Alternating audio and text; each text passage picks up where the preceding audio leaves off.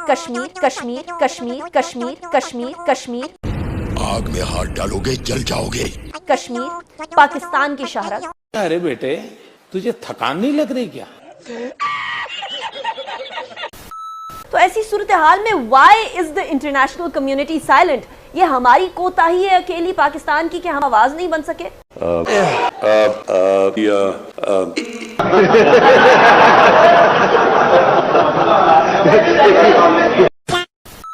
तो हम लोग इस वक्त चूचू का मुरब्बा बने हुए और हमें ये जिस तरह की एक स्ट्रॉन्ग नेशनलिस्ट गवर्नमेंट चाहिए कि जो मोदी की बदमाशी का जवाब जो है आंखों में आंखें डाल के देख सके। हम एक कोई छोटा मुल्क नहीं, 22 करोड़ का बहुत बड़ा मुल्क है।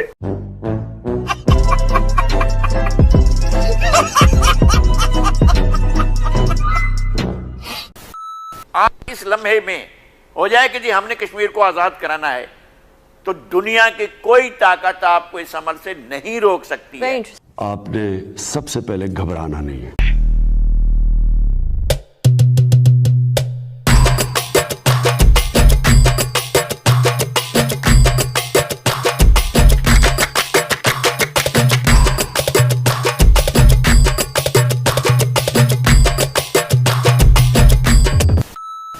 कश्मीर पाकिस्तान की शहरत। 27 अक्टूबर 1947 के अंदर भारत ने बाकायदा उस टाइम के हिंदू महाराजा के साथ एक कनाइवेंस करके, कोलूजन करके कश्मीर के अंदर अपनी फौजें उतारी थी। बदकिस्मती कि हम यौम स्याह तो मना रहे हैं, लेकिन उसके बारे में हमने कोई हिकमत अमली वज़ा नहीं की जहां हम इस केस को कहीं इंटरनेशनल कोर्ट में ले जाते, या ये कि हम अक़वाम मुत्तहिदा में इसको उठाने की कोशिश करते, या अक़वाम आलम में हम इस चीज को उछालते ताकि वहां पे इसके बारे में जानकारी बढ़ती।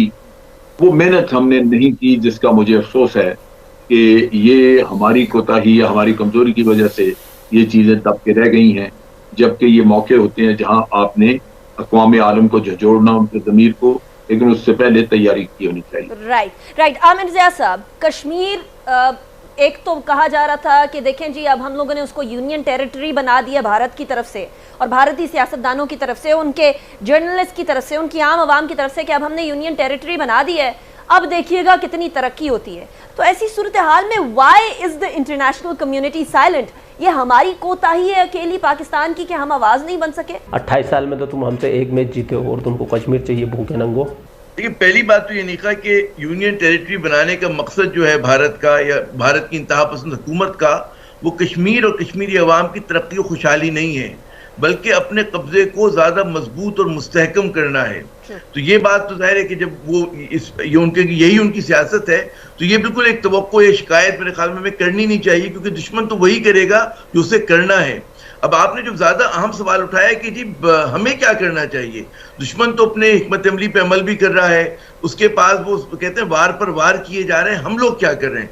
जाहिर है एक तरफ बड़ा अच्छी तरह जनरल अमजद शुएब साहब ने तारीखी पस मंजर पर रोशनी डाली। असल बात यह कि पाकिस्तान जो हमेशा से कश्मीर की आज़ादी का और तहरीक आज़ादी की पुश्तबानी करता रहा है, हम क्या कर रहे हैं?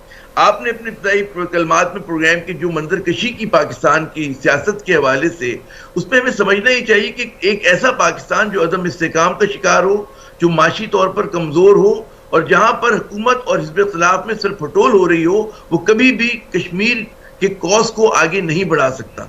हमें सबसे ज्यादा जरूरत इस बात की कि सिर्फ एक मजबूत मुस्तहकम पाकिस्तान ही कश्मीर का मुकदमा लड़ सकता है, चाहे वो बैन अल-अक़वामी सतह पर हो, डिप्लोमेटिक फ्रंट हो, या फिर अगर हमें अमली इक़दाम करने हों।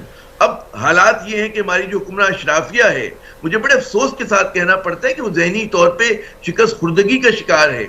वो उस तरह से वो एक लिप सर्विस तो देते हैं, ज़बानी जमा खर्च तो करते हैं, लेकिन कश्मीर के लिए जिन इक़दामात की जरूरत है वो नहीं कर रहे। बात यह कि कश्मीर जो है वो ट्वीट करने से आज़ाद नहीं होगा, यौम स्याह मनाने से आज़ाद नहीं होगा, आंसू बहाने से, इन चीज़ों से नहीं होगा। उसके लिए जब तक आप अमली जिद्दोजहद नहीं करेंगे, आप जो हमारा एक माजी का फलसफा था कि आज़ाद कश्मीर जो है वो बेस कैंप है तहरीक आज़ादी का, हम भारत के इतना दबाव में आ गए कि उसने कहा जी तहरीक आज़ादी कश्मीर दहशतगर्दी है, तो हम लोगों ने भी मतलब है कुछ अपोलोजेटिक या माजरत ख़्वाहाना रवैया अपना लिया है। जब तक पाकिस्तान जो है मजबूती से नहीं आएगा, हमें अपने कॉज पर यकीन होना चाहिए कि हम सही हैं, और फिर दुनिया हमारे साथ हो या दुनिया हमारे खिलाफ हो, हमें कश्मीरियों की मदद करनी चाहिए। जब तक हम अपनी मदद नहीं करेंगे, दुनिया आपकी मदद को नहीं आएगी। मैं आखिर में सिर्फ एक जुमला कहूंगा, वो हमारा अजीम दोस्त मुल्क है चीन, उसके चेयरमैन माओ का बड़ा तारीखी जुमला है। वो कहते हैं कि जी find your enemies the friends will come. एक बार आप दुश्मन को गले से पकड़ लें तो दोस्त आ जाते हैं। तो हम लोगों ने मतलब है, हम वहां से भी नहीं सीखते, हम अपनी इस्लामी रिवायात से भी नहीं सीखते जो हमारी तारीख है। तो हम लोग इस वक्त चुनचू का मुरब्बा बने हुए, और हमें जिस तरह की एक स्ट्रॉन्ग नेशनलिस्ट गवर्नमेंट चाहिए कि जो मोदी की बदमाशी का जवाब जो है आंखों में आंखें डाल के देख सके। हम एक कोई छोटा मुल्क नहीं, 22 करोड़ का बहुत बड़ा मुल्क है। हमारे तजादात जो हैं वो भारत के तजादात के मुकाबले में बहुत कम है। जब हम अपनी मुश्किलात देखते हैं, भारत की मुश्किलात नहीं देखते। तो हमारा लॉस्ट केस नहीं है। हमें सिर्फ एक कहते हैं एक ऐसी हुकूमत की जरूरत है, ऐसी क़यादत की जरूरत है जो हिम्मत दिखाए। अवाम भी साथ होंगे और कश्मीरी भी साथ होंगे। वेरी ट्रू आमिर साहब।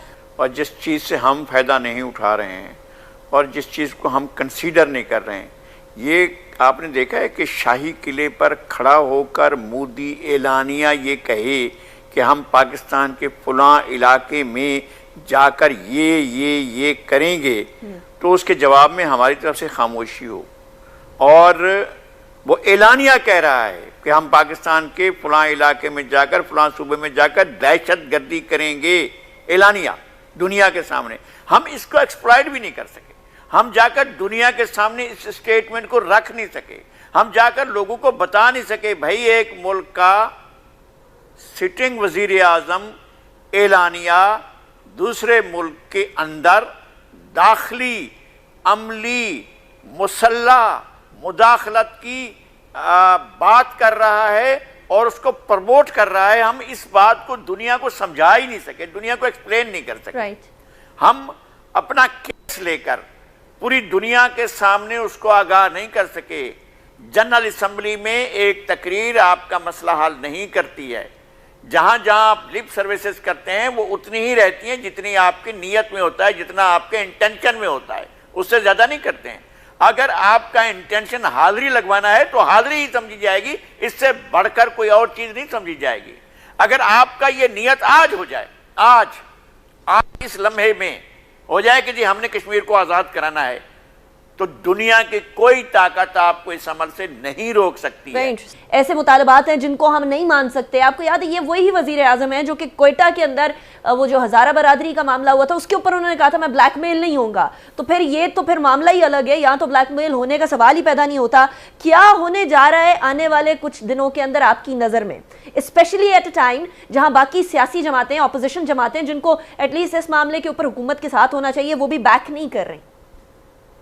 बिल्कुल दुरुस्त आपने कहा कि जो हमारे यहाँ सियासी मौका परस्ती है जिसका इजहार मुश्किल कहते हैं मुख्तलिफ सूरतों में होता है कि जनाब एक जस्ट कॉज है हुकूमत को और इस मामले पे हुकूमत की हिमायत करनी चाहिए। वहाँ पे छोटे छोटे मतलब है अपने ऑब्जेक्टिव्स के लिए आप देखते हैं कि आप उन लोगों को हिमायत करते हैं कि जो नुकसानदेह होंगी रियासत पाकिस्तान के लिए। बात हुकूमत की नहीं हो रही। ये जो शेख रशीद साहब का आया ना कि जी हम फ्रांसीसी सफीर को नहीं निकालेंगे, ये कैटेगोरिक ऐलान जो है बहुत पहले आ जाना चाहिए था। बात ये होती है कि ये जो कोई भी मजहबी जमात या सियासी जमात जो है वो फॉरेन रिलेशंस को इस तरह से डिक्टेट नहीं कर सकती। मैं अमजद शुएब साहब की बात को आगे बढ़ाऊंगा कि जनाब अगर मसला है तो ये आलम इस्लाम का मसला है। दुनिया के किसी और 50 से ज्यादा मुस्लिम ममालिक हैं, कहीं पर हम नहीं देख रहे किस तरह का तमाशा बना हुआ हो। सिर्फ यहाँ पर क्योंकि हमारी रियासत की रिट कमजोर है, हमारी रियासत ब्रिटल है और हम लोग जो है बाज़-औक़ात इस किस्म के ग्रोहों के साथ उनको अपीजमेंट की तरफ जाते हैं, उनको मतलब है उनके सामने कंसीड करते ग्राउंड, तो आपके सामने फैलते चले जाते हैं। अगर एक बार रियासत ये तय कर ले, और हमने माजी में करके देखा है कि आपने देखा होगा कि पूरे फाटा को हम लोगों ने साफ किया है पाकिस्तानी सिक्योरिटी फोर्सेस ने, और वो इससे कहीं बड़ा चैलेंज था। दहशतगर्दी का वो अलकायदा भी था उसमें टीटीपी भी था, उसमें और रॉ की एजेंसीज भी थी और पता नहीं क्या क्या एनडीएस भी था। सब में एक मलगूबा था जिसको पाकिस्तान ने साफ किया, झाड़ू फेरी। तो फिर इनकी कोई औकात नहीं। लेकिन एक मरतबा बात की थी पॉलिटिकल विल की, और पॉलिटिकल विल ये होनी चाहिए कि जनाब कहते हैं किसी भी रियासत में मोनोपोली ऑफ वायलेंस जो है वो सिर्फ रियासत की होनी चाहिए। किसी भी पाकिस्तानी को तुम नींद से उठाकर उससे पूछो कि भाई तुम्हें क्या चाहिए, तो वो सबसे पहले बोलेगा भाई मुझे कश्मीर चाहिए। चाहे भले ही उसे खाना ना मिले, मतलब उसे घर में खाना ना हो, पीने के लिए पानी ना हो, लेकिन भाई वो कश्मीर की राग अलपता ही रहेगा। और पिछले 75 साल से ज़्यादा हो चुके हैं पाकिस्तान कश्मीर कश्मीर कश्मीर की रट लगाए हुए अभी तक। इनका कश्मीर पर रोना बंद नहीं हुआ। कितने बार कश्मीर के चक्कर में पीटे हैं, लेकिन इनका रोना बंद ही नहीं होता है। ऐसी ही पाकिस्तान की एक पत्रकार है अनिका निसार, जिसके पिछवाड़े में हमेशा आग लगी हुई रहती है कि उसे कश्मीर चाहिए।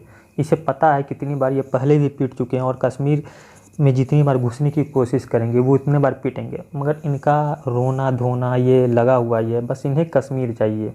ये अपने हर डिबेट में कश्मीर का ही राग अलगती रहती है। इसको इससे बात से कोई मतलब नहीं है कि इसका देश किस संकट से जूझ रहा है, वहाँ के लोग को खाने पीने को कुछ नहीं मिल रहा है और इन्हें कश्मीर चाहिए। और जब तक भारत पीओके पर चढ़ाई नहीं करेगा पाकिस्तान ऑक्युपाइड कश्मीर पर, तब तक इनका कश्मीर का ये राग अलपना बंद नहीं करेंगे।